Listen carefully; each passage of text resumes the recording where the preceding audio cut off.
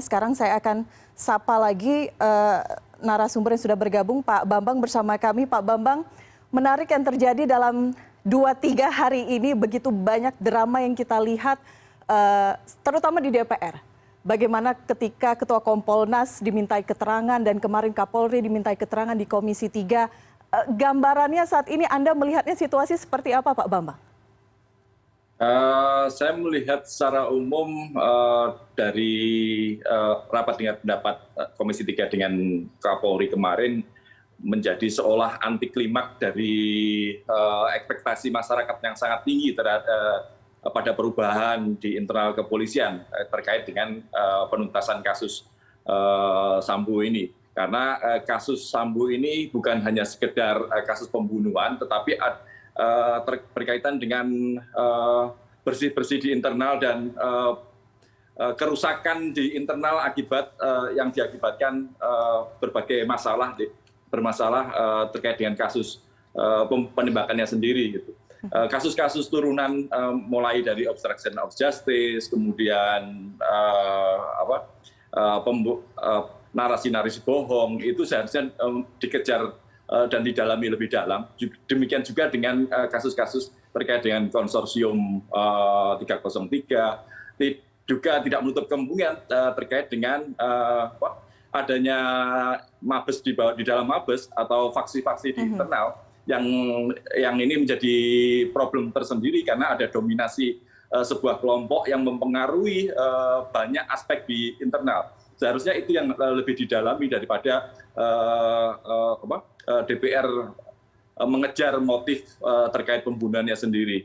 Makanya kalau kemarin di awal-awal ada paduan suara untuk mengapresiasi Kapolri terkait penuntasan kasus pembunuhannya sendiri, kita semuanya setuju dan kita paham. Tapi lebih dari itu nyaris tidak ada pendalaman yang lebih substansial terkait bersih-bersih di internal maupun perbaikan kelembagaan di tubuh Polri. Seperti itu, Mbak Elvira. Iya, kita melihat bagaimana tadi kalau Pak Bambang menggunakan istilah paduan suara begitu ya, bentuk apresiasi apa yang dilakukan oleh pihak kepolisian. Tapi melihat bagaimana kasus ini bergulir, begitu banyak personil yang terlibat dan bahkan Menko Polhukam menyebutkan seperti ada sub mabes di dalam mabes begitu ya, ada kelompok-kelompok tertentu di dalam tubuh kepolisian Republik Indonesia, ini yang kita sesalkan. Menurut Anda, apakah kemudian ini disebut bahwa sebenarnya Kapolri sudah kehilangan kendali? Tidak bisa dikatakan demikian ya, karena saat ini masih berproses gitu loh.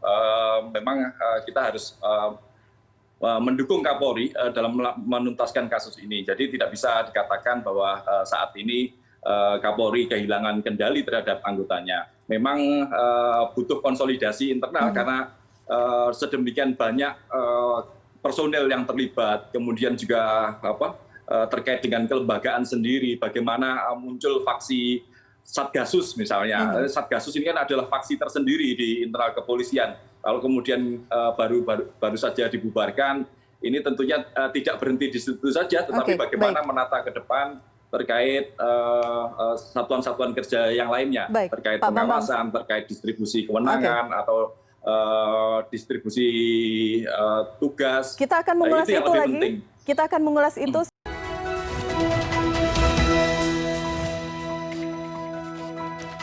Terima kasih Anda masih bersama kami dan masih bersama saya juga sudah hadir Pak Bambang Rukminto, peneliti bidang kepolisian Institute for Security and Strategic Studies. Tadi mendengarkan bagaimana keterangan disampaikan oleh Ketua IPW dari tadi pagi ya, ada 2 yang dipanggil Pak Bambang, ada Ketua Kompolnas dan juga tadi Ketua IPW. Apakah menurut Anda, karena banyak sekali fakta-fakta yang masih harus dikumpulkan dan digali, apakah perlu juga seorang Ferdy Sambo kemudian dipanggil oleh MKD? Saya rasa tidak perlu ya, karena terkait dengan Ferdy Sambo ini proses pro justisianya cukup pro justisia saja dan di internal kepolisian, tidak ada hubungannya dengan kawan-kawan di legislatif gitu. Itu sementara itu saja. Tapi kalau MKD kemarin kalau kemudian Komisi DPR kemarin mendalami lebih lanjut terkait dengan konsorsium 303, ya tidak menutup kemungkinan Verdi Sambo dipanggil untuk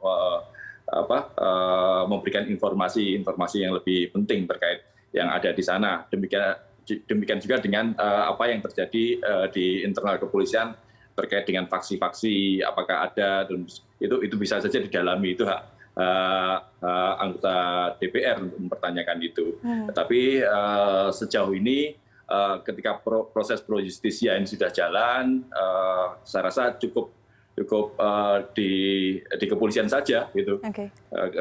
Itu yang lebih utamakan daripada kasus ini nanti akan semakin panjang dan dampaknya tentu tidak akan menjadi lebih baik bagi citra kepolisian sendiri seperti itu. Oke. Penyidikan sejauh ini sudah cukup transparan menurut Pak Bambang, atau memang seperti tadi ya, kita tahu ada hal-hal tentang dugaan aliran dana, kemudian ada kelompok ataupun pihak-pihak lain yang bermain dalam kasus ini. Apakah cuma berhenti hanya sampai di Verdi Sambo dan sejumlah tersangka lainnya? Terkait aliran dana kemana ini? Ada dugaan aliran, kita tahu kemarin ramai disebutkan bahwa ada konsorsium 303, ada aliran dana di sana. Bahkan kita tahu sampai saat ini juga beberapa pihak dari kepolisian juga berupaya untuk mengungkapkan judi online. Itu kan harus dipisahkan ya. Verdi Sambo sudah diproses, tetapi pendalaman terkait dengan konsorsium 303 maupun aliran-aliran dana yang menyebut yang disebut dalam bagan yang kemarin viral itu memang harus didalami, dan ini tugas dari Propam sebenarnya untuk mendalami itu dan menyampaikannya ke publik apakah itu benar atau tidak gitu. Tentunya dengan bukti, bukan hanya sekedar meminta keterangan dari nama-nama yang ada di situ gitu. Ini untuk membersihkan nama mereka juga.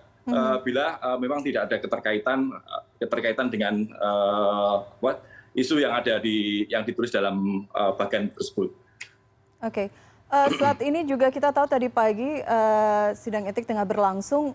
Mungkin Pak Bambang bisa memberikan perspektif apa kemudian perbedaan jika Sambo mengundurkan diri dan jika ia dipecat karena kasus etik, Pak? Tentunya kalau Sambo kemarin mengajukan pengunduran diri dan disetujui oleh Kapolri, Sambo berarti bukan anggota kepolisian lagi, dan kalau mengundurkan diri bisa konsekuensinya adalah pemberhentian dengan hormat. Gitu. Pemberhentian dengan hormat artinya Sambo berhak menerima hak-hak sebagai mantan anggota kepolisian, artinya berhak mendapatkan pensiun dan hak-hak yang lain seperti itu. Tetapi kalau proses etik ini dijalankan dengan benar, karena memang ada pelanggaran dalam pasal-pasal Perkap 7 tahun 2022 itu, tentunya rekomendasi PTDH itu yang harusnya diambil gitu. Karena memang kesalahannya memang sangat besar sekali, banyak pasal yang dilanggar secara etika profesi oleh Sambo ini. Prosesnya biasanya seperti apa, Pak? Karena kan ada seperti persidangan pidana lainnya yang juga ada pemeriksaan saksi-saksi, dimintai keterangan, baru nantinya akhirnya diputuskan.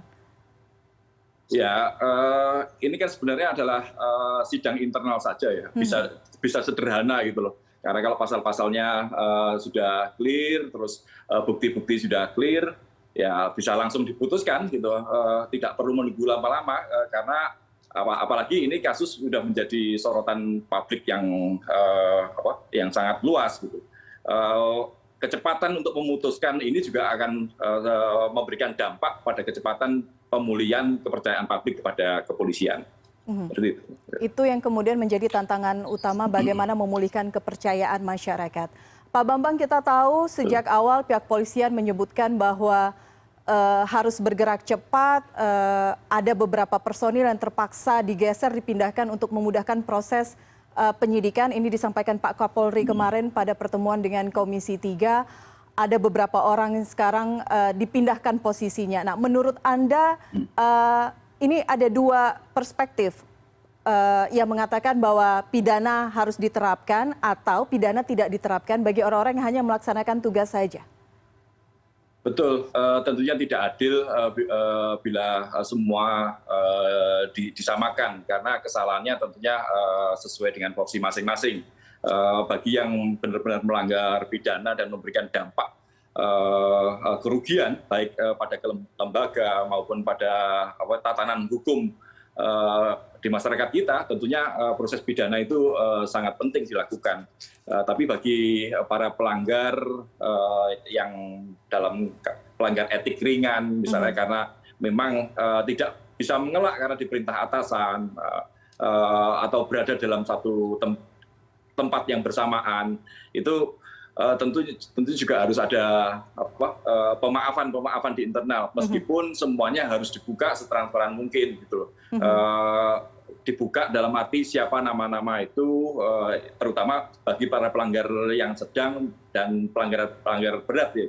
Itu yang harus dibuka semuanya ke masyarakat, karena ini sebuah pertanggungjawaban institusi kepada masyarakat. Dan tidak menutup kemungkinan sebenarnya kalau kemarin Kapolri bisa menjadikan kemarin rapat dengar pendapat itu menjadi momentum, itu adalah permintaan maaf secara institusional Kapolri kepada masyarakat, karena dalam kasus ini memang ada kesalahan institusional, gitu loh, yang dilakukan bukan hanya oleh oknum, tapi dilakukan berkelompok lintas satuan, dan ini benar-benar membuat marwah institusi Polri menurun di mata masyarakat, seperti itu.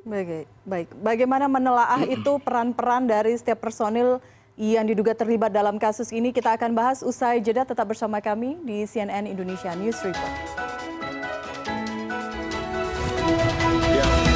Siap, Mas.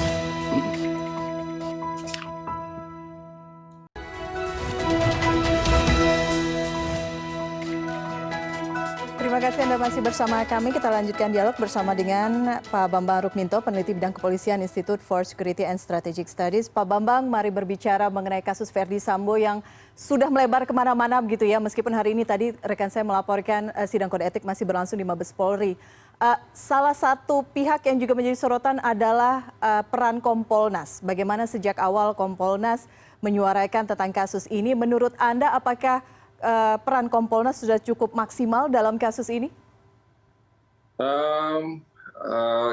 Di tengah jalan Kompolnas memang ada perubahan.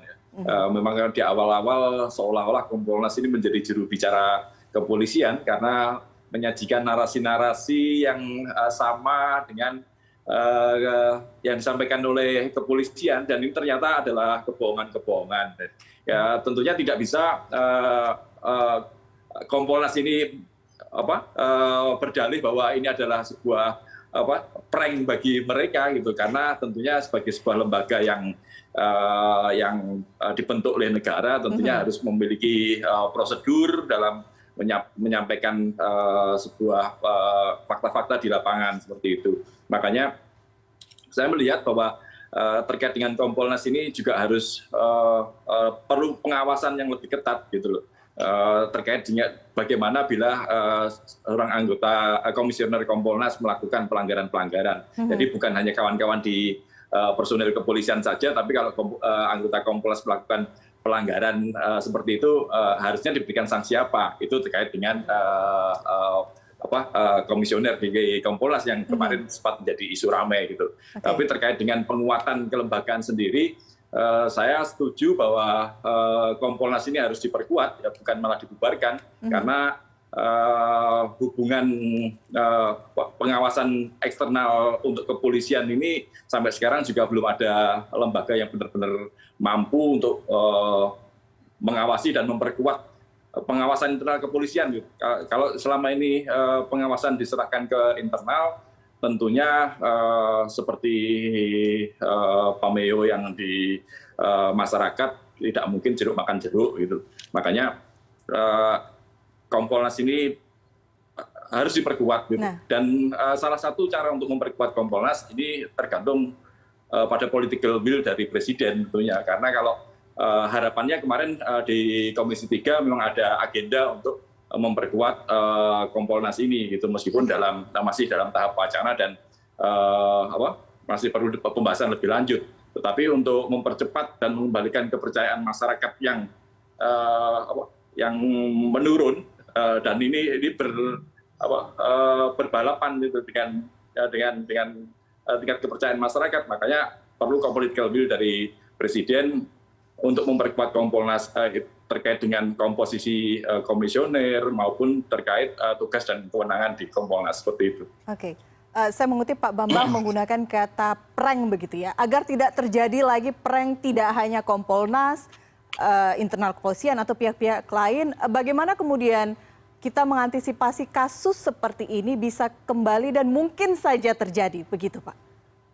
Ya, memang harus membangun sistem deteksi dini ya terkait kebohongan-kebohongan itu, saling mengawasi, saling kontrol itu tentunya harus dilakukan, dan ini harus menjadi sebuah ekosistem dan semuanya saling mengawasi sebagai salah satu prinsip dari good governance dan clean government seperti itu. Kalau tidak ada saling pengawasan, saling mengawasi, deteksi dini terhadap kesalahan-kesalahan itu tentunya tidak bisa dilakukan. Faktanya Kapolri sendiri juga mendapatkan prank dari Irjen FS yang sampai beberapa hari kemudian baru menyatakan bahwa membentuk tim khusus itu. Ini padahal ada jeda berapa hari dari kasus sampai membentuk tim khusus itu. Itu yang harus juga dilakukan di kepolisian. Jangan sampai deteksi dini terhadap kecurangan-kecurangan di internal itu terus berlanjut dan terulang-terulang lagi seperti itu. Pak Bambang, sebagai seorang peneliti, seorang pengamat, sejak awal kasus ini bergulir, apakah memang melihat ada sosok-sosok di dalam tubuh internal Polri yang memang bisa dikatakan lebih berkuasa, tanda kutip, dibandingkan institusi itu sendiri? Apakah memang melihat gejala ini dari awal?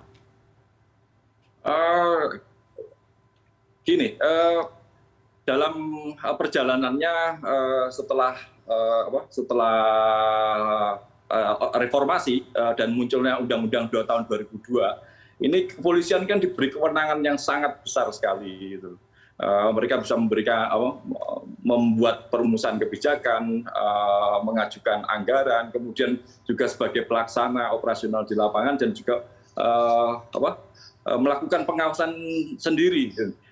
Dengan kewenangan yang besar seperti itu, otomatis kontrol ini tidak ada, nyaris tidak ada.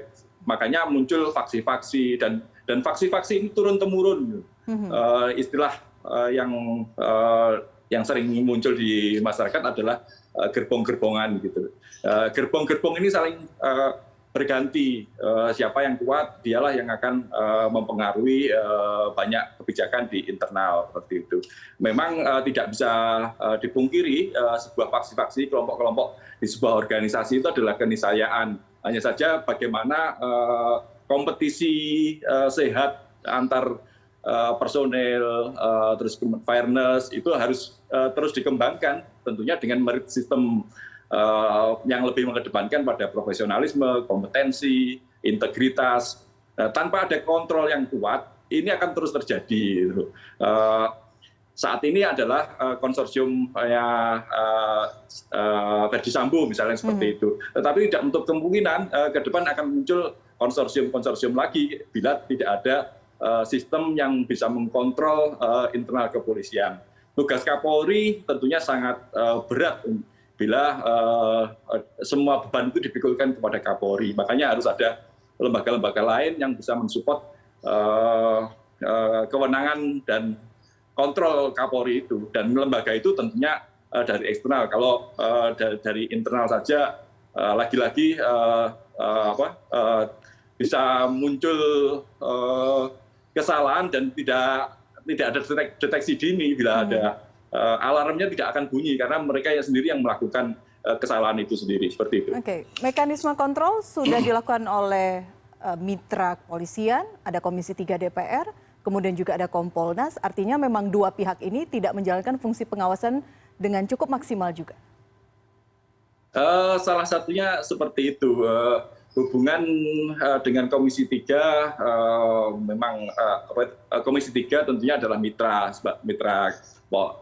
institusi Polri dan dia seharusnya bisa bertindak bertindak sebagai pengawas. Hanya saja dengan kewenangan yang sangat besar oleh kepolisian, ini juga saya melihat bahwa ada rasa segan dari Komisi 3 untuk melakukan pengawasan yang lebih ketat gitu loh. Makanya kemarin kalau saya melihat banyak paduan suara yang memuji-muji Kapolri, ini tentunya mengabaikan perasaan masyarakat yang beberapa waktu ini dibohongi oleh kepolisian gitu. Makanya ini yang harus jadi catatan. Mengapa memang harus perlu kalau kemarin muncul ada wacana revisi Undang-Undang 2 tahun 2002, memang ini harus terus digulirkan. Intinya bukan memasukkan kepolisian pada Kementerian Dalam Negeri atau kementerian mana, tapi bagaimana membangun sistem kontrol yang lebih baik kepada kepolisian, seperti itu. Oke, baik. Pak Bambang, terakhir singkat saja, saat ini tengah bergulir sidang kode etik terhadap Verdi Sambo. Apakah penyidikan sejauh ini menurut Anda sudah sesuai, sudah on the track? Saya rasa semua yang dilakukan kepolisian dengan pengawasan publik yang demikian kuat, ini sudah on the right track. Proses pro justisia terus berjalan.